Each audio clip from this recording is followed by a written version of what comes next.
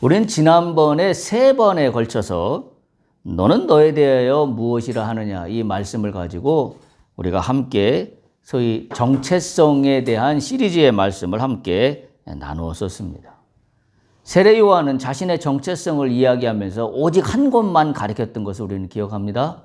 바로 예수 그리스도였습니다. 세례 요한의 자신의 정체성은 예수 그리스도로 말미암지 않고는 설명될 수 없는 그러한 사람이었습니다. 이와 같은 말씀을 나누면서 우리도 사실은 소망을 갖습니다. 나도 내 인생을 살아가면서 예수 그리스도로 말미암아 설명되는 나였으면 좋겠다. 다른 어떤 걸로 설명되는 나 아무개가 아니라 예수 그리스도로 말미암아 그래서 내 인생은 항상 가리키는 곳이 명확했다. 그곳은 다른 곳이 아닌 예수 그리스도를 가리키는 나의 삶이었다.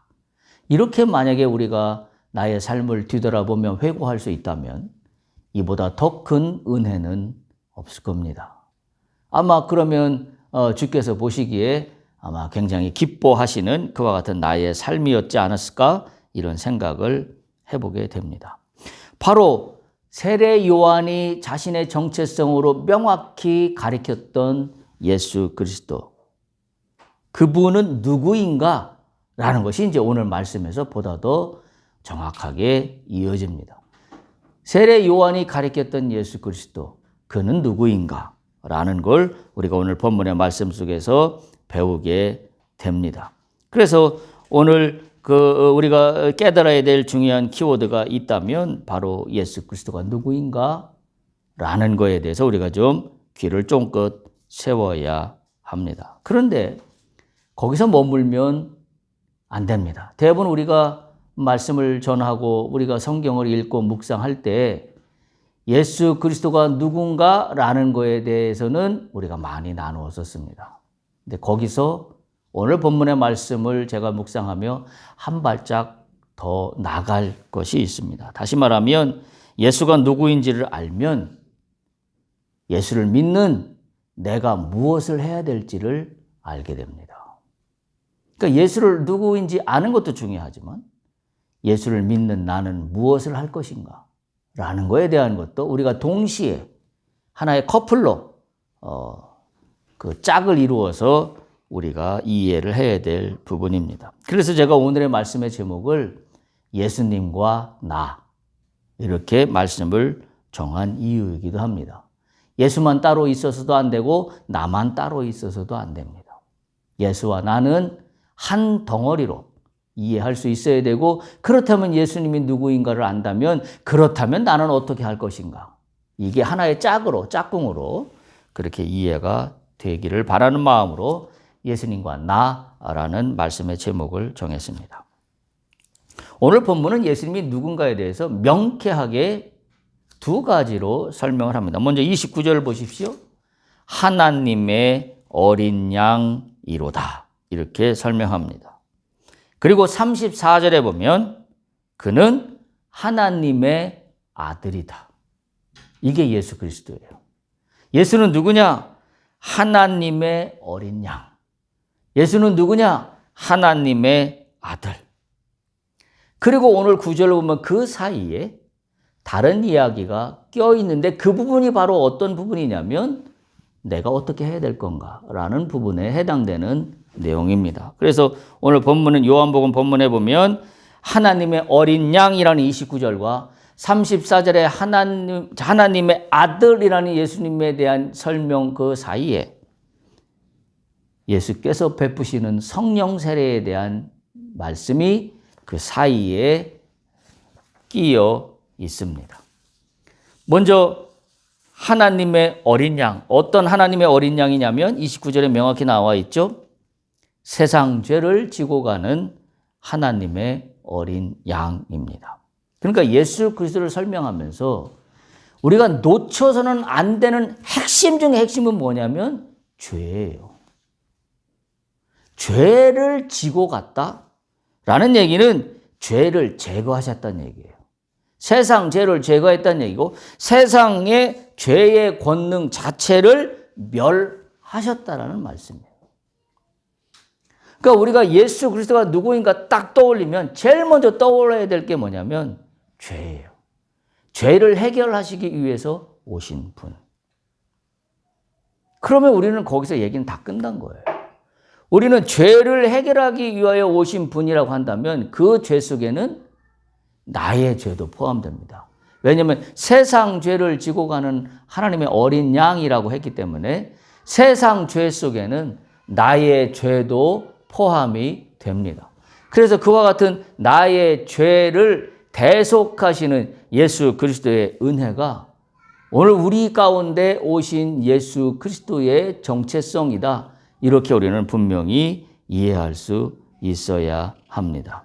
이 하나님의 어린 양이라는 칭호는 어디서 나온 거냐면 유대인들의 유월절에서 유래된 그런 말씀입니다. 왜냐하면 유월절에서 어린 양을 가지고 그 제사를 지냈기 때문에 그렇고요.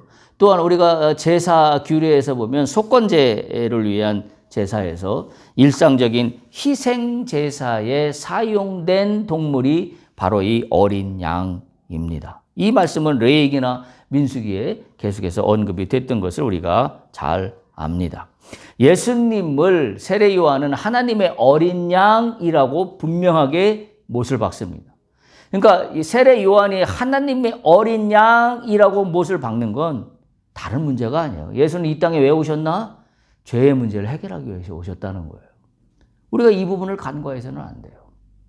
나에게 예수님은 누구인가? 오늘날 그리스도인들에게, 오늘날 믿는 크리스찬들에게 예수님은 당신에게 누구입니까? 물으면 뭐라고 답할까요? 아니면 79사람이, 10사람이 내 문제를 해결해 주시는 분, 나에게 은혜를 주시는 분, 나에게 복을 가져다 주시는 분, 내가 어려울 때 기도할 수 있는 대상이 되시는 분, 아마 그렇게 이야기하지 않을까요? 대부분 그럴 겁니다. 우리가 그래서 본질을 놓치고 있는 신앙생활을 하고 있는 겁니다. 예수 그리스도를 내가 부르짖을 때 예수 그리스도에 대한 본질은 그분은 세상 죄를 멸하기 위해서 오신 분이라는 사실이에요. 그렇다면 나의 죄도 거기에 포함됩니다. 그래서 세례 요한은 예수님을 하나님이 보내신 대속 제물로 명확하게 그분을 설명하고 있습니다. 이 말씀은 이사야서 53장 7절에도 그 예언이 되고 있는데요. 이사야서 53장 7절에 이렇게 되어 있습니다. 그가 곤욕을 당하여 괴로울 때에도 그의 입을 열지 아니하였으며 마치 도수장으로 끌려가는 어린 양과 털 깎는 자 앞에서 잠잠한 양 같이 라고 표현하고 있습니다. 도수장으로 끌려가는 어린 양, 털 깎는 자 앞에서 잠잠한 양 같이 그의 입을 열지 아니하였다. 그 얘기는 뭐예요?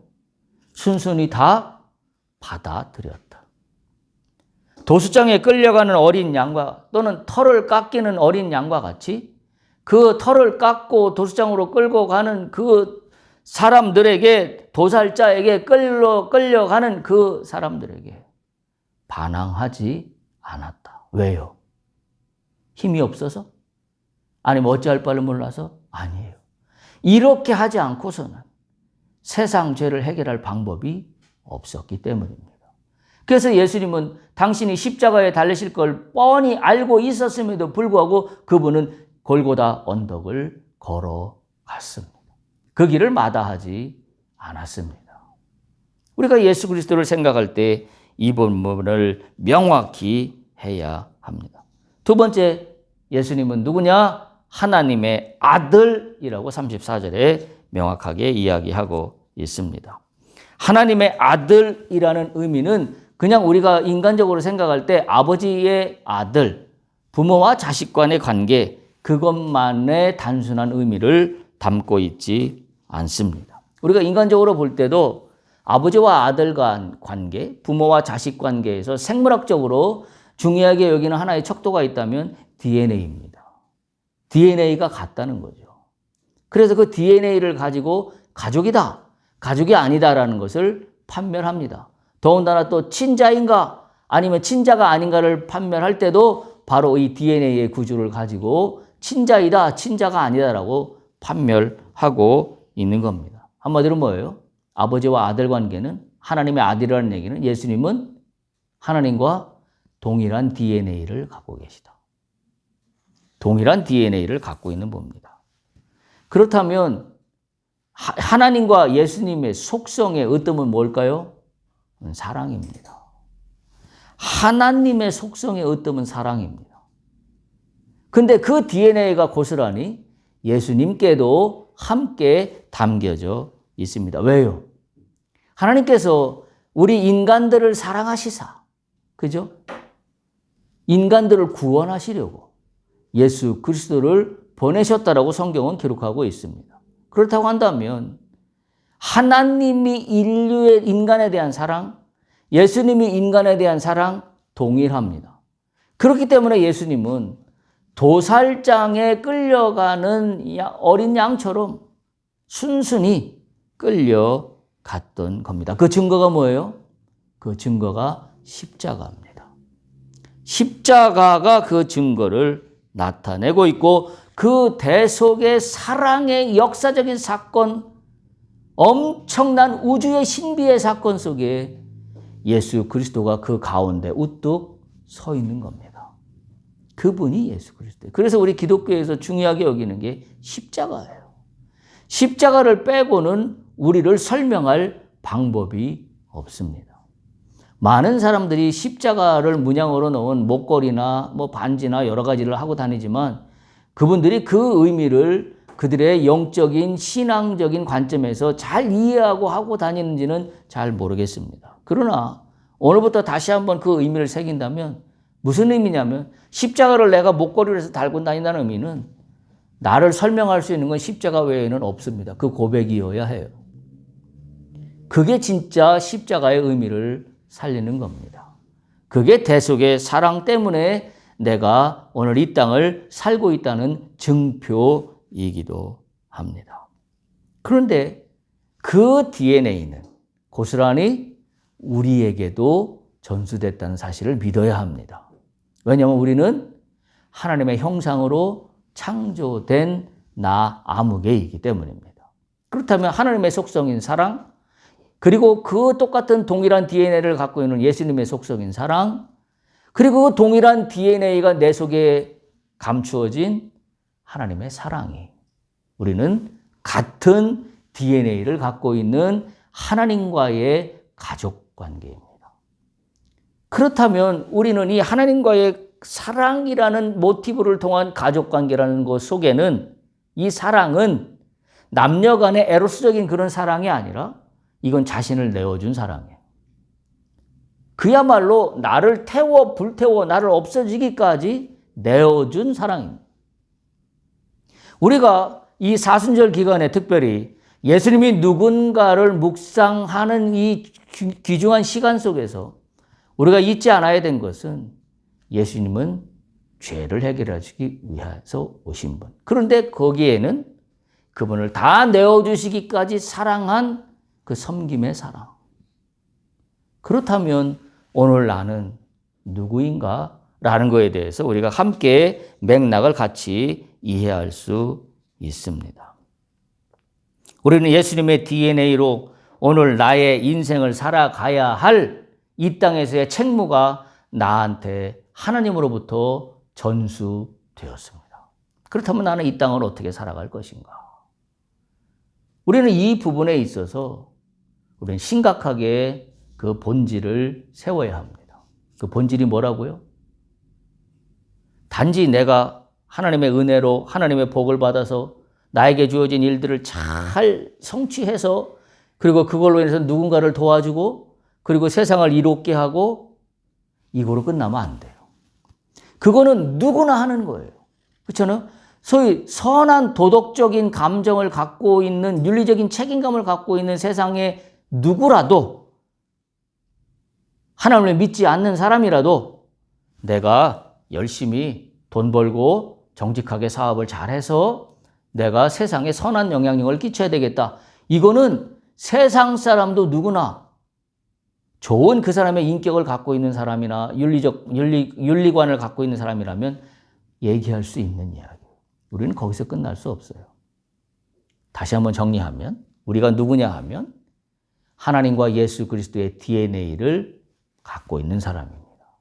그러면 하나님과 예수 그리스도의 DNA는 한마디로 얘기하면 사랑이라고 그랬어요. 그럼 그 사랑은 어떤 사랑이에요? 죽은 사랑이에요. 죽는 사랑입니다. 인류를 구원하기 위해서 자신의 아들을 희생하기까지, 예수님은 십자가에 달려 죽기까지. 그러니까 우리가 사랑이라고 얘기할 때 그 안에는 어마어마한 진리가 숨겨져 있는 거예요. 따라서 우리가 이 땅 가운데 살아가면서 나에게 주어진 책무가 있다면 우리는 바로 이 세상 죄라는 거에 관심을 가져야 됩니다. 내가 하는 일들을 통하여, 내가 하는 뭐와 같은 어떤 사업의 여러 가지 일들을 통하여 세상 죄를 지고 가신 예수 그리스도의 그 은혜를 조금이라도 밝힐 수 있다면 그것이 우리의 살아가는 책무가 되는 겁니다. 단지 잘해서 선한 영향력을 끼치는 걸로 머물면 안 됩니다. 그 속에 담겨져 있는 대속의 사랑이 우리 가운데 실현될 수 있어야 합니다. 자, 그렇다면 예수님은 세상 죄를 지고 간 하나님의 어린 양이요 하나님의 아들이라고 세례 요한이 설명했다면 그 다음에 제가 처음에 말씀드린 것처럼 예수가 누구인가가 밝혀졌으니 이제는 뭐예요? 우리는 어떻게 이 예수님에 대하여 살 것인가 라는 것에 대한 문제가 남아 있습니다. 우리가 두 번째 본문으로 하고 있는 고린도전서 5장 7절 8절을 한번 보시기 바랍니다. 고린도전서 5장 7절 너희는 누룩 없는 자인데 새 덩어리가 되기 위하여 묵은 누룩을 내버리라. 우리의 유월절 양 곧 그리스도께서 희생되셨느니라. 7절은 그렇게 이야기하고 있어요. 그러므로 8절은 이러므로 우리가 명절을 지키되 묵은 누룩으로도 말고 악하고 악의에 찬 누룩으로도 말고 누룩이 없이 오직 순전함과 진실함의 떡으로 하자. 고린도전서 5장 7절 보면 주어 너희는 하고 동사가 내버리라 입니다. 너희는 내버리라. 왜 내버려야 된다고 이야기하나요? 바로 그 뒤에 이어집니다. 우리의 유월절 양 곧 그리스도께서 희생되셨기 때문입니다. 하나님의 어린 양이라는 얘기는 우리를 위하여 그리스도께서 희생된 것을 이야기합니다. 그렇다면 너희는 내버려라 라는 겁니다. 그리스도가 누군지를 깨달았어요. 희생양입니다. 하나님의 어린 양입니다. 나의 죄를 지고 가신 하나님의 어린 양입니다. 그렇다면 오늘 고린도전서 본문은 그 희생의 그리스도를 너희가 믿는다면 너희는 어떡하라? 내버리라. 그리스도가 누군지를 알았기 때문에 우리는 나는 어떻게 해야 될 것인가에 대한 짝꿍입니다. 그 짝꿍의 첫 번째 내버리라입니다. 뭘 내버려요? 너의 묵은 누룩을 내버리라. 왜요? 그리스도께서 희생되셨기 때문에. 이렇게 본문이 이어지고 있는 겁니다. 우리가 버려야 할 것은 묵은 누룩입니다. 그런데 본문을 잘 보세요. 7절 시작은 이렇게 합니다. 너희는 누룩이 없는 자인데. 누룩이 없는 자래요. 너희는 누룩이 없는 자인데. 근데 뭐예요? 누룩을 버리래요. 근데 다르죠? 수식하는 문구가 다릅니다. 너희는 원래 누룩이 없는 자인데 묵은 누룩이 꼈구나. 묵은 누룩을 버려라. 이 얘기입니다. 우리가 예수 그리스도를 믿음으로 말미암아서 이미 우리 속에 있는 더러운 죄들은 다 없어졌어요. 그걸 누룩으로 표현하고 있는 겁니다. 성경에서 누룩은 죄의 의미로 많이 인용이 되고 있기 때문에 그렇습니다. 우리가 예수 그리스도가 희생됨으로 말미암아 이미 우리 속에 누룩은 없어졌어요. 그런데 묵은 누룩이 껴있어요. 그걸 내버리라. 나는 누룩 없는 자로 거듭난 사람으로 태어났습니다. 할렐루야. 왜요? 하나님의 형상으로 창조된 자인데 우리가 성경에서 보는 것과 같이 아담과 하와의 원죄로 말미암아 인생은 누구나 죄를 가지고 태어나는 원죄 가운데 있습니다. 그러나 그 원죄가 해결되지 못하는 그 시점에 놓여 있었지만 예수 그리스도가 오셔서 희생양, 어린 양이 되어 주심으로 말미암아 우리는 묵은 누룩 속에 있던 것이 깨끗하게 되었습니다. 방법은 오직 하나. 예수 그리스도를 믿을 때. 근데 오늘 본문의 말씀은 뭐예요? 그런데 또 누룩이 꼈다는 거예요. 그것을 버려라. 우리가 오늘 이 땅을 살아가면서 우리가 버려야 될 것이 있다면 나의 묵은 누룩입니다. 여러분, 이 누룩이라는 단어는 유월절과 굉장히 밀접한 연관관계가 있는 단어입니다. 알다시피 유월절이 되면 흠없고 1년 된 순양을 잡아서 그 피를 문선주에 바르고 고기는 쓴 나물 무교병과 함께 먹는 절기로 지킵니다. 이 무교병이 바로 누룩 없는 떡입니다. 이 누룩 없는 무교병은 언제부터 유래가 되었죠? 바로 출애굽할 때잖아요. 우리 다 기억하잖아요. 출애굽할 때 광야 40년을 향하여 애굽을 탈출하여 출발할 때 하나님께서는 유월절의 제사를 통하여 누룩 없는 떡을 준비하도록 명령하셨습니다. 이 누룩은 신약에서는 흔히 죄로 비유가 됩니다. 오늘 우리가 읽은 고린도전서 본문에서도 이 누룩은 죄로 비유가 되고 있는 본문입니다. 바울은 그리스도께서 유월절에 어린 양이 되어서 모든 죄를 담당하셨기 때문에 성도는 반드시 자신의 죄, 누룩을 제거하고 거룩하게 되어야 한다고 말하고 있는 것입니다. 예수께서 유월절 양으로서 우리의 죄를 대신하여 돌아가셨기 때문에, 죽었기 때문에 이제 모든 성도들은, 우리는 거룩해져야 합니다. 우리가 이 연관관계를 잘 이해해야 돼요. 그리스도께서 희생되셨기 때문에 우리는 더 이상 누룩 낀 삶을 살지 않아야 합니다. 예수는 누구인가? 하나님의 어린 양이다라고 얘기한다면 반드시 짝꿍을 이루어야 되는 건 뭐다? 나의 누룩을 내버려라. 이게 짝꿍이 이루어야 돼요. 그래야 내가 크리스찬이에요. 그래야 내가 예수를 주로 믿는다고 고백하며 사는 사람이 되는 것입니다. 내가 예수를 믿으면서도 나의 누룩을 버리는 거에는 하나도 관심이 없고 오직 주시옵소서, 주시옵소서, 주시옵소서만 하고 있다라고 한다면 나는 예수를 모르는 사람입니다. 왜요? 오늘 본문의 말씀을 그걸 이야기해 주고 있기 때문이에요. 예수가 희생됐다는 걸 안다면 너는 너의 묵은 누룩을 내버리라. 이게 오늘 고린도전서에서 우리에게 교훈하고 있는 말씀이기 때문입니다. 유월절 때 유대인들은 유월절 양을 잡기 전에 모든 유교병, 다시 말하면 누룩이 들어있는 거죠.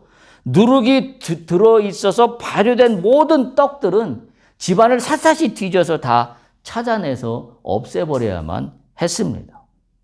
유월절 제사를 드리기 위해서 이 전통은 누룩이 있는 모든 것들을 샅샅이 뒤져서 다 없애버렸다는 것을 기억하시기 바랍니다. 이걸 우리가 율법적으로 보면 행위적으로 이해할 수 있지만 우리는 이걸 행위적으로 이해하면 안 되고 정신으로 이해해야 합니다. 우리가 이번 사순절 기간을 맞이해서 예수 그리스도를 나의 주로 고백하며 주님의 희생되심을 내가 감사하며 나의 이 죄에 대해서 회개하며 죄를 뒤집어 쓴다는 의미는 내 속에 있는 감춰져 있는 누룩들을 다 찾아내서 내버려야 합니다. 그게 유월절을 지켰던 유대 전통입니다. 내 속에 있는 묵은 누룩은 무엇일까요? 나는 어떤 누룩들을 간직하며 어쩌면 이 내가 갖고 있는 이 누룩을 소중히 여기며 이게 없어질까 봐 두려워하며 노심초사하며 살아가고 있는 건지도 몰라요. 우리는 나의 죄를 제거한다라는 면에서 보면 이런 것들은 다 하찮은 것들이고 웃기는 것들입니다. 그런데 나는 그것을 놓지 못합니다. 왜 놓지 못해요? 예수 그리스도를 죄를 대속하시기 위해서 오신 분으로 이해하지 않기 때문입니다.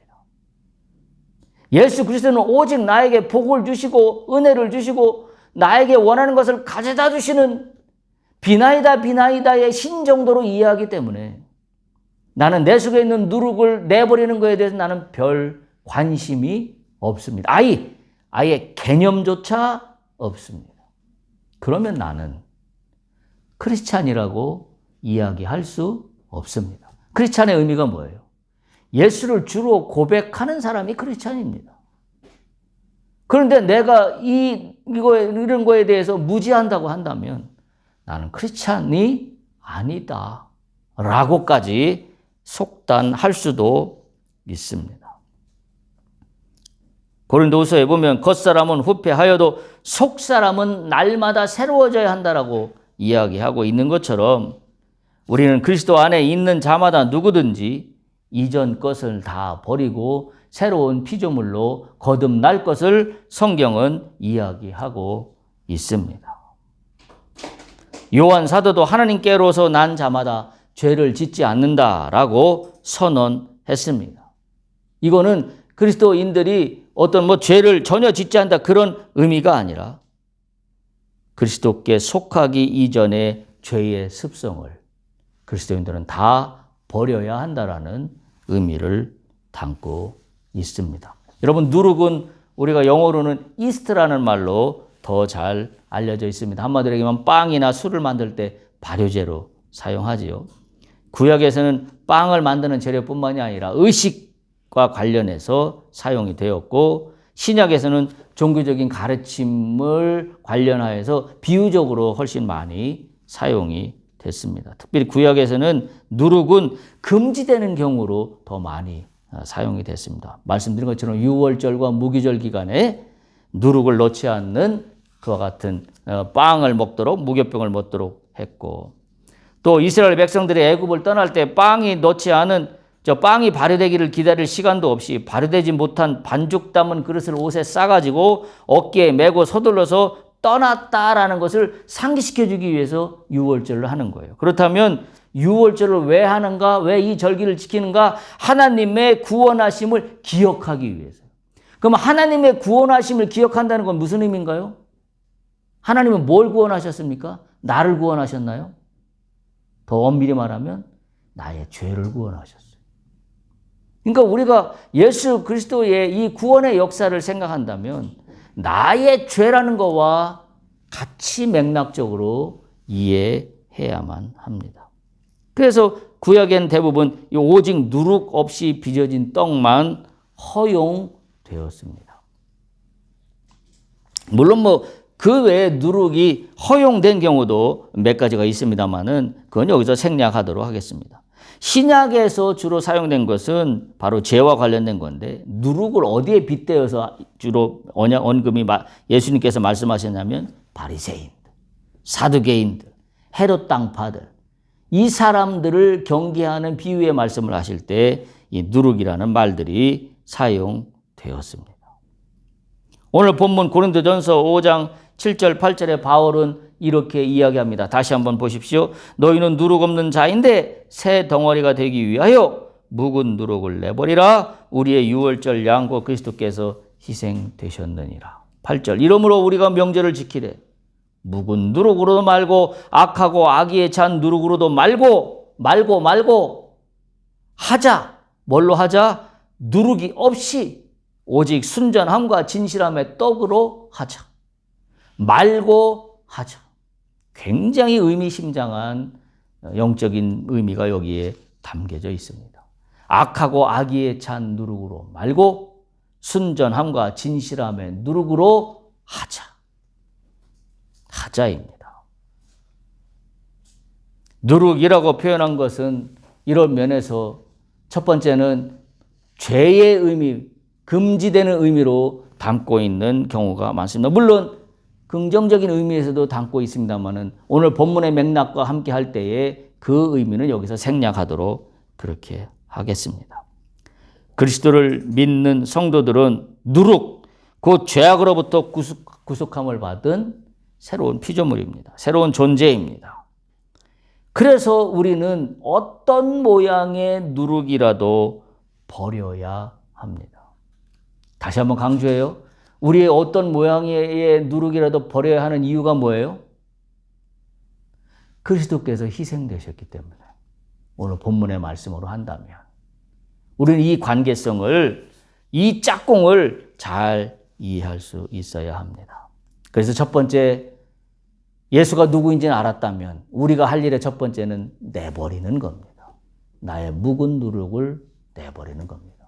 오늘 나에게 내 속에 감추어져 있는 묵은 누룩이 무엇인가를 바라볼 수 있기를 축복합니다. 두 번째, 우리가 해야 될 일은 성령 세례입니다.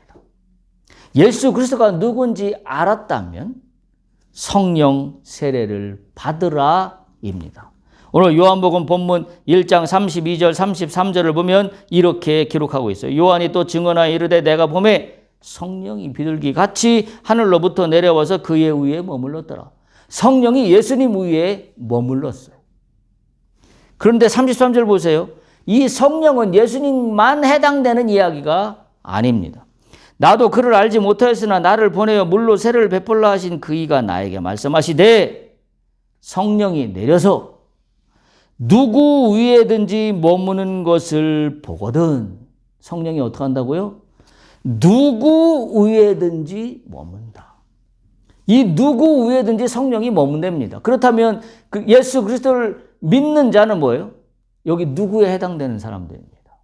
예수 그리스도를 주로 모시고 믿는 자들은, 다른 말로 오늘 우리의 표현으로 한다면 예수 그리스도가 누구인가를 안 사람은 반드시 해야 될 일이 뭐예요? 성령 세례를 받으라. 오늘 본문은 그걸 우리에게 알려주고 있습니다. 요한은 물로 세례를 준 사람이지만 예수님은 성령으로 세례를 베푸는 사람입니다. 우리가 왜 버려야 하는가? 우리가 왜 성령 세례를 받아야 하는가? 이유는 단 하나예요. 바로 그 정체성에 예수님이 있기 때문이에요. 우리는 이 두 가지를 꼭 기억할 수 있어야 합니다.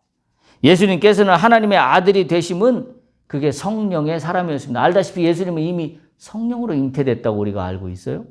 그 어떤 힘으로도 어떤 능력으로도 아니고 성령으로 잉태되신 분입니다. 그리고 예수님은 성령이 증거하신 분이에요.